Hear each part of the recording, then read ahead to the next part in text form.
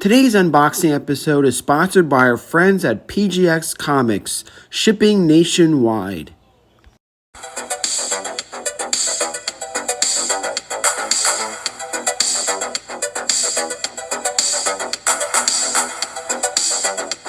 Hello and welcome to the exciting episode of Codename New to Vero 2. Hi, I'm your presenter, Shabu Are You? Well, we're changing things up in this episode as I'm broadcasting from my living room where I normally am broadcasting from the retro room.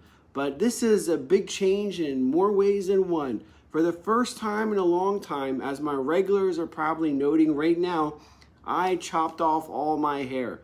But it's all for a good cause. I donated my hair to Locks of Love, something that I've been wanting to do just before this pandemic started. And I'm just glad that now, it's going to help out some kid that's going through a tough time. And I can encourage everybody, if you know anyone with long hair or, please consider donating to Locks of Love. Part of the message of this channel is bringing people together and doing stuff for the greater good of the community. I mean, that's the only way to combat all the evil bullshit that's going around nowadays, is to not look inward, but to look outward. So that's what this channel is about. Now, my regulars know about Maya, my parrot. So during this broadcast, if you hear, crazy noises and stuff, Maya is right over there. And she loves talking. So you'll hear some crazy shit. But also my regulars know, they always ask about Tort, my pet tortoise. And Tort is actually my co-host. Where is he? Oh, there he is. So Tort is here helping me out. And if you follow me on Instagram and Facebook or what have you, you remember how small Tort is. He's still tiny. I mean, I have another tortoise, baby Tort. He's in his thing. But Tort has gotten pretty big. And all he does is walk around the house. So that's all he does. All right, so with that aside, I thought this would be a great time to do part 2 of our PGX unboxing. Again, I've been doing this on a month-to-month basis with both PGX and EGS as an alternative to CGC.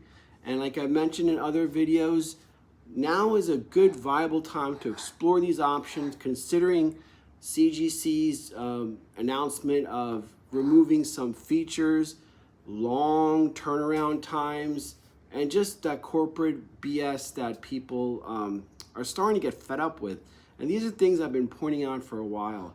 And I know I still get messages from CGC fanboys and girls telling me, a former government auditor / data analyst, that I got it all wrong, that PGX and EGS are garbage. And again, they've never utilized their service. So they're basing this off of not utilizing their service, and number 2, reading stuff on the internet. We know how dangerous reading stuff on the internet is, don't we, boys and girls? Yes. So I'm recommending these 2 companies because I have personal experience utilizing their services. And for all we know, all this negative stuff could be posted by CGC's marketing team. I mean, they have enough people to, and don't think this doesn't happen, because it sure as hell does in the corporate world. Sabotaging, undermining the competition. Oh man, this is monopolism 101 going into full effect.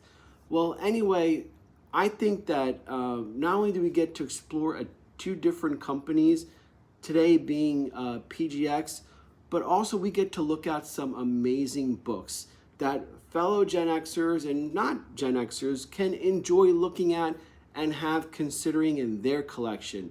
Now, today's episode, we're focusing primarily on a lot of these new characters. I mentioned in the last unboxing, we had Ms.Marvel, and we saw Kate Bishop with Hawkeye. We just recently saw Chavez.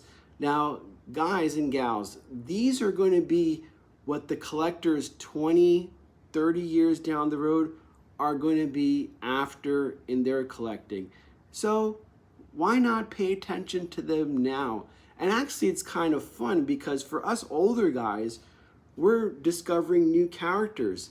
And I just wanted to make a side note here. What better way to discover these new characters? By buying these are dollar facsimiles of key issues in this modern comic. So this is the first appearance of Gwen, Spider-Gwen. Again, we've seen Into the Spider-Verse. Now, the first one of this is pretty expensive already, probably crossing close to the $1,000 price range.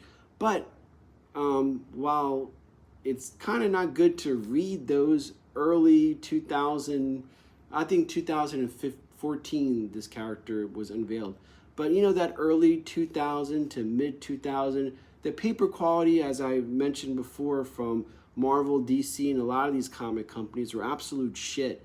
So just touching them is probably not a good idea. So what better way to enjoy and learn than picking up these facsimiles?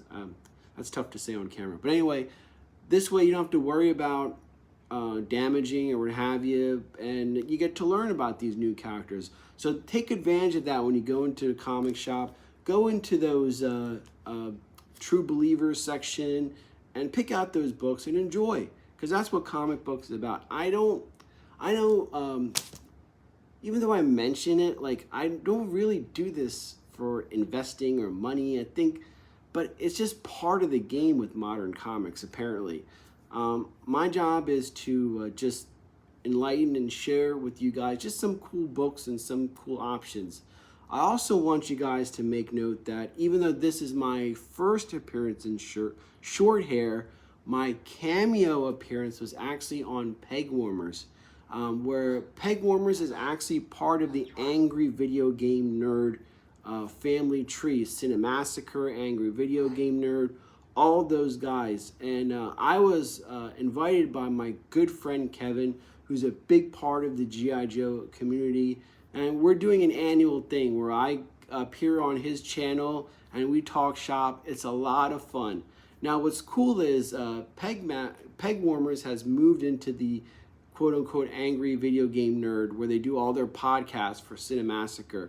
So it was kind of cool to go there and see like the fake, maybe that's store counter that they have. And I know Tony from Hack the Movies does his episodes from there. So it's kind of cool to meet. I met Tony, I met Justin, I met all these guys from the Angry Video Game Nerd crew. And I mean, I'm saying that because that's how people mostly know them. But definitely subscribe and check out Pegwarmers. Kevin is amazing. He's full of knowledge. He's one of those people that, you know, you could just hang out with Kevin, and that itself is a treat. So the link is below. We talk about comics and the comics that are tied into toy lines like G.I. Joe, for instance, Transformers, Voltron. So I brought some of my issues and we just talk shop. It's really a lot of fun. So make sure you head over to Pegwarmers to check that out. Okay, so during the last PGX unboxing, I shared or showcased my latest Ms.Marvel, Ms.Marvel number 5. And like I said, being of Indo-Pak descendant, it's wonderful to see this character portrayed in a positive light, showing that, you know, despite all the cultural differences, that it boils down to just being American. And that's what I love about this show. It's just showing that this girl is going through the same experience that every other American teenager goes through. And a lot of, especially people that have an Indo-Pak background, it really hits home because of the stuff that goes on and the dealing with the stuff and just blending in with the overall society. What a home run. I think it's a delight, wonderful. It's cool to see that my nieces and nephews are enjoying this, because that's what this whole series is for. But at the same time, it's just enjoyable, such a total different MCU series, and I think they're doing a great job with it. So make sure you check out. And if you have any questions about what you see in Ms. Marvel, don't hesitate to ask me. Part of the thing about bringing people together is, and I've done this, during my time, in the government and all that stuff, is explaining things, because that's the way you can understand things and build bridges versus, being breaking and divided. So that's what we're all about. So if you have any questions, what you see on Ms. Marvel, please don't hesitate to ask me. I lived through it, so that's pretty cool. So the first book we're going to showcase new from PGX is America Chavez #2. I have issue #1 with the grader, but issue #2 has a lot of key characters around Ms. Marvel, America Chavez's adopted family in, I think, Brooklyn or the Bronx, I forget. I think Brooklyn. So America Chavez, we know that she is a product of a lesbian couple, and I mean that with the utmost of respect. Same-sex couple, and she herself is a lesbian. Again, I mean this with utmost respect. But what's interesting is that she was adopted in Earth by a Puerto Rican family. So this issue is actually important because it introduces a lot of her family members. And we saw at the end of Doctor Strange her at the sanctuary, and I don't know how they're going to do that, but at some point they're going to do more with America Chavez. So these are some speculation books that I went ahead and got graded because I know I'm looking at the end game with what they're setting up to do is, like I mentioned before, kind of that MCU B team with all these young characters. And I think it's a great series. I enjoyed it. I picked up probably about 5 issues of this, and it introduced, got more into America Chavez, what she's about, her character, her world building, so to speak. So definitely look into America Chavez.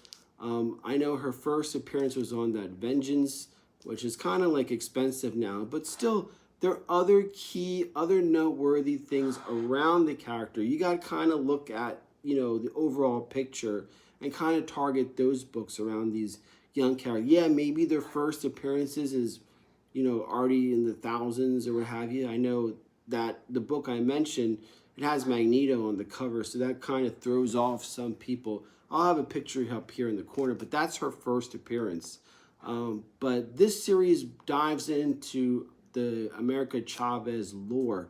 So I definitely recommend just keep an eye out and keep that in consideration. All right, so in an earlier unboxing, I featured Dark Reign Black Panther #1, Shuri's first cover appearance as the Black Panther. This book is beautifully done and is already spiking up and really has jumped up over the charts and is a big hit. In anticipation, I mean, we still don't know if Shuri is going to be the next Black Panther, but still there's a huge spec on this character that she is being pushed to be the next Black Panther. And the way the MCU and Disney is operating, I'm guessing that that's what's going to happen.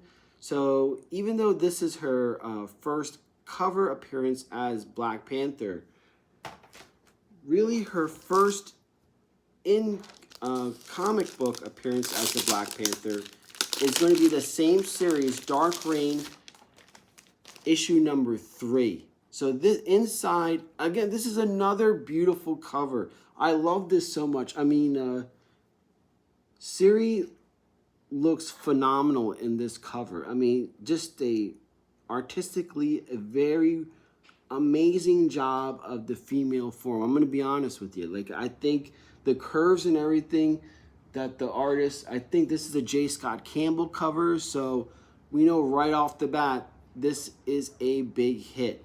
So this is one of those books you definitely should target now. I'm so glad I picked up both these Black Panthers about a year ago, anticipating this. Boy, if it's not going to be Suri and Umbabu, whatever his name is going to be Black Panther, I'm so screwed. But that's okay. I love the cover. And again, a wonderful job by PGX with this book. And it just came out so great. And again, this is that shitty early to mid 2000. Both of these, what? This came out in 2009. Yeah, 2009. So this is the prime of that shitty paper that Marvel and DC used by I don't know what, but the fact that they came out 9.4, 9.2 respectively for both of these is phenomenal. Again, this is another speculation about these young Marvel characters that are going to play major significant roles going forward. We do know that Suri and Riri Williams, who's Ironheart, are going to have a very, very special, unique relationship. So regardless, it is really good to get these books. I know in second thought, yeah, even if Umbabu becomes the Black Panther, Suri is going to have a big role in the young MCU going forward. So these two books are definitely worthwhile. And look at this. This is like that the sun setting, the two Black Panthers, which are actually leopards, right? Okay. So just I just want to make sure people know that they're actually leopards. So again, just a J. Scott Campbell cover. Home run. Good job, PGX.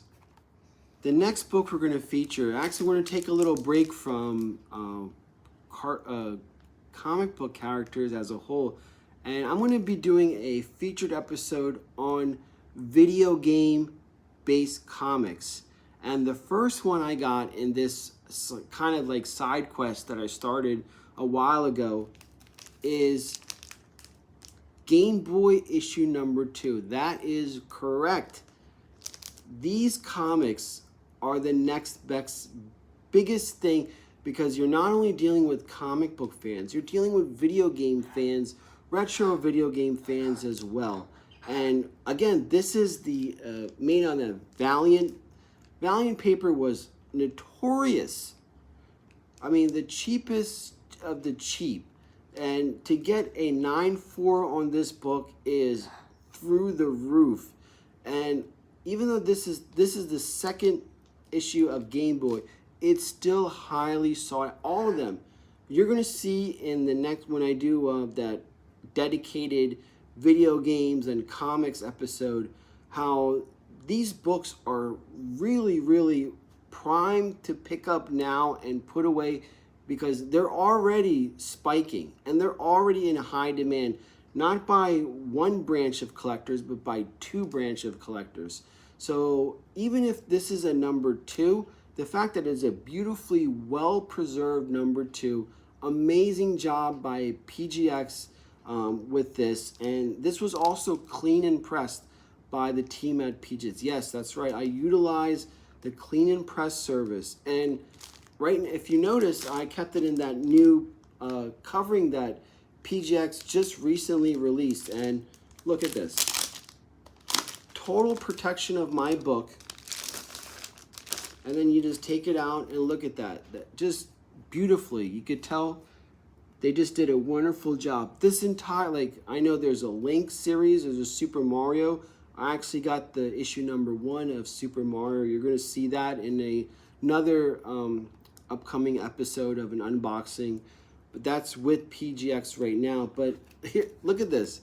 Bigfoot on NES. That's fantastic. Again, just harkens back to 1990. Wow. The beginning of the 90s, you know? That is crazy. At this time, Nevermind didn't come out yet. Metallica's Black Album didn't come out yet.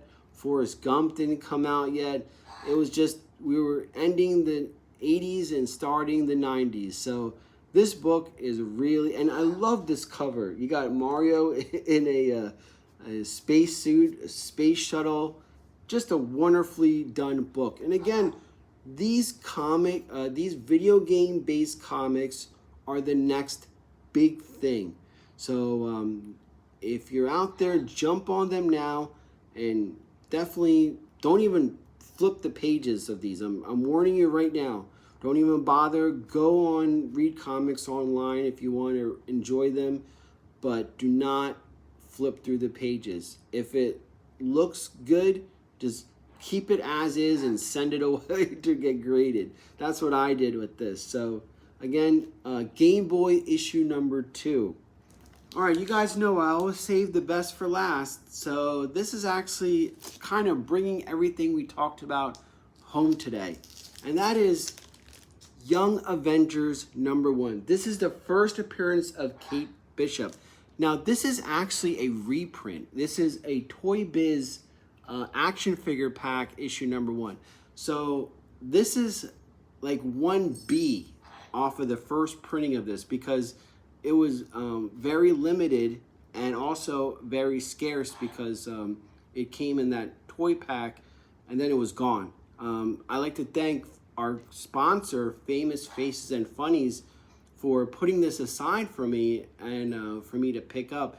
And boy, this is a wonderful, excellent alternative if you're able to find it than the first print. And it's, like I said, it's 1B, first appearance, tying everything I talked about today as far as that Young Avengers MCU B team that's Marvel is working on putting together. And it's just one of those, I think, who wrote this? Alan Hinsberg, yeah. So a wonderful cover. It's iconic in itself. This is one of those books that maybe 20, 30 years from now is going to be highly sought after. And I'll harken this back to, we talked about, we heard about the Spider-Man issue number 1 that was reprinted a couple years after the first Spider-Man number 1 was issued, and how that has been climbing and spiking up to where it's probably just a little bit below the actual Spider-Man number 1. So this is going to be in that similar manner in several years down the line. And just a good way to get a key book. And PGX did such a great job with this, even though it got a 6.5. I mean, think about it. It was in a toy, you know how, action figure bubble and so on, so forth. So for it to get a high grade, but when you look at it superficially, like, it looks flawless. It's completely beautifully done. And the back, we see the toy line, kind of like, from the same toy line on the back. And it's just a wonderfully done, very smart, not for resale, again. So it doesn't even have a barcode. So I think in its own right, in time, this is going to be, like I said, 1B, and one of those highly sought after, because it's the first appearance of Kate Bishop, and a lot of the Young Avengers are going to make up this, what the MCU is gearing towards. So again, you can't go wrong with that. So that wraps up with today's special unboxing episode of Codename YouTube Hero 2. Now I'm hard at work getting ready to pick up recapping comics again. I have announcement. I have surgery next month, so that's kind of why I've been slowing down with my monthly recaps. I've just been kind of like preoccupied. I'm gonna be fine. Nothing life-threatening, nothing dangerous. Just bullshit nagging stuff. We all get as we're getting older. But I'm on top of it. I'm seeing my doctor. So once I get this done, I'll be, back to normal, and I'm looking forward. I'm actually looking forward to having surgery because I have, I'll be honest, I have gallstones and kidney stones at the same time. So sometimes it sucks, sometimes it doesn't. It's just annoying, to be honest with you. So some days I don't feel good. Just going through work, and then at the end of the day, it's just like, sucks. But hey, that's life, right? So just you just have to suck it up and move forward. But I am going to get back into our monthly comic recaps. I enjoy that. I enjoy listening to you, getting your feedback. And in the next episode, I'm going to share. I couldn't go to Joe Fest this year, which kind of hurts, but I was able to do my first cosplay. And thanks to Simple Tricks and Nonsense, who are good friends, neighbors of mine, for helping me do my first cosplay. So I'm going to share that with you in the next episode of Codename New 2. Just basically pictures, because obviously I couldn't film while I was in character.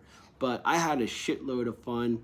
We got to see G.I. Joe the movie, which is interesting because G.I. Joe the movie was never played in theaters thanks to Transformers the movie and Optimus Prime dying. So that's a totally, to the younger guys out there, that was a totally different fiasco back in the 80s. So for the chance to watch G.I. Joe the movie, even though I'm not too big of a fan of G.I. Joe the movie, but it was still cool nonetheless to find a whole bunch of Gen Xers sitting in a movie theater dressed up as a character. So it's kind of like we brought Joe Fest to Central Florida, and that's what made it a lot. And the people I was around, it was so much fun. It was a great day to just forget about things and have a lot of fun. So stay tuned for that episode. It's going to be a shitload of fun, and I enjoy getting back into recaps. Well, I get Maya was pretty good. She didn't make too much noise. Good job, Maya. So she was pretty good in this episode.